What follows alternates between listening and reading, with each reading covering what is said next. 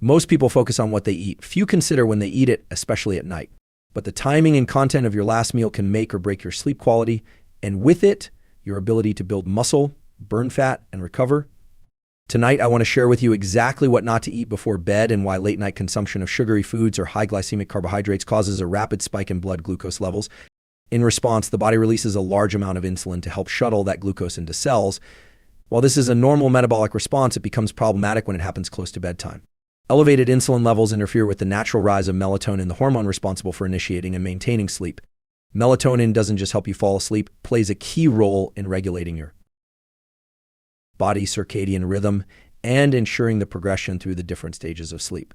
When insulin is high, the body is metabolically active. Essentially, it's still in day mode, making it harder for the brain to shift into the deep, restorative stages of sleep.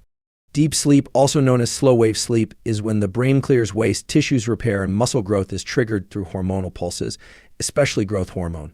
But when blood sugar and insulin levels are elevated, your nervous system stays more alert, your heart rate stays slightly higher, and your ability to enter that deep sleep stage is significantly reduced. Moreover, late-night sugar doesn't just delay sleep, it can fragment it. People often experience more nighttime awakenings, increased restlessness, and shorter overall sleep cycles. The net result is that even if you're in bed for 7 to 8 hours, you're not spending enough time in the most critical phases of sleep for physical and cognitive recovery. So while a bowl of cereal, chocolate, or dessert might feel comforting before bed, biologically it sets up a cascade of disruptions that leave you feeling groggy in the morning and slow to recover from your workout. Subheading ChatGPT said, growth hormone, GH, is one of the most important hormones your body releases during sleep, particularly during the first sleep cycle, roughly 60 to 90 minutes after you fall asleep. This release happens in a pulsatile fashion and is essential for muscle repair, fat metabolism, and overall recovery. However, this natural GH pulse depends heavily on having low levels of insulin in the bloodstream. When you eat a meal high in carbohydrates, especially refined carbs or sugar close to bedtime, your insulin levels rise and stay elevated for several hours. This becomes a problem because insulin and growth hormone are hormonally antagonistic. When insulin is high, growth hormone release is blunted or even blocked altogether. In other words, if you spike insulin before bed, you are essentially shutting down your body's best opportunity for natural recovery and tissue repair. This isn't just about short-term muscle growth over time. Repeatedly suppressing nighttime GH pulses leads to slower recovery, reduced lean muscle development, increased fat storage, particularly around the abdomen, and even impaired immune function.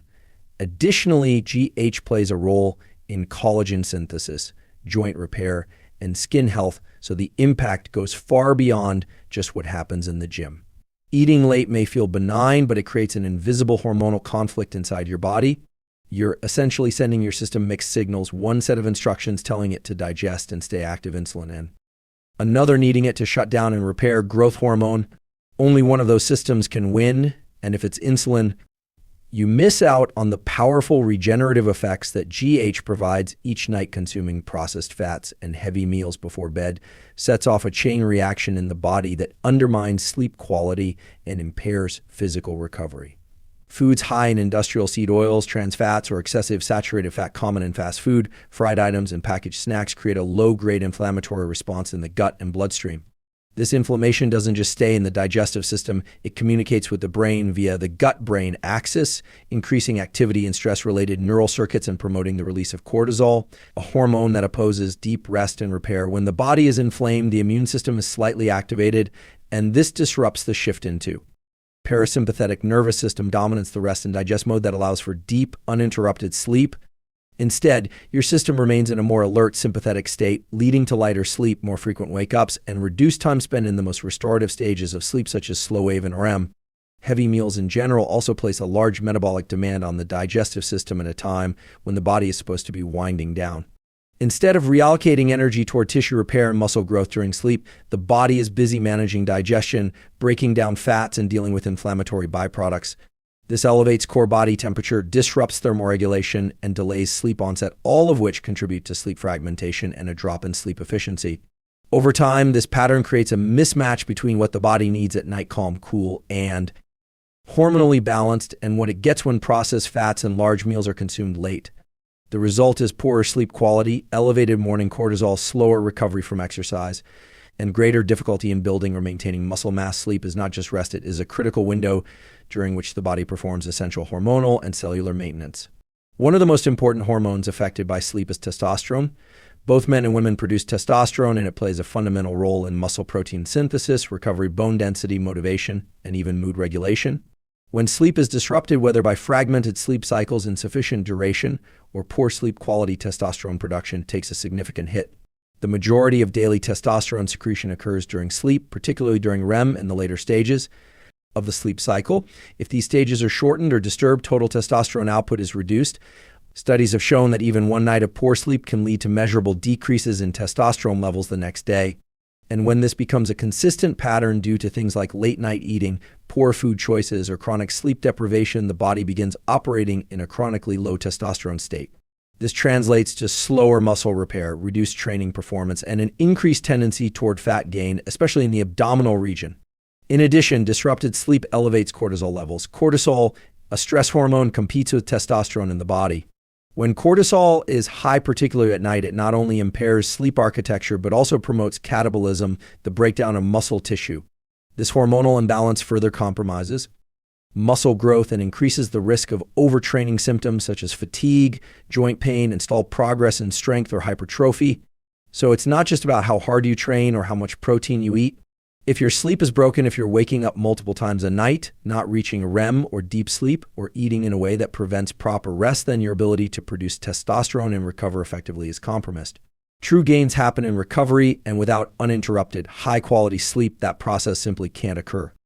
The timing of your last meal plays a powerful role in determining the quality of your sleep and the efficiency of your recovery. Eating too close to bedtime, especially heavy or carbohydrate-rich meals, keeps your metabolism elevated and your digestive system working when it should be winding down.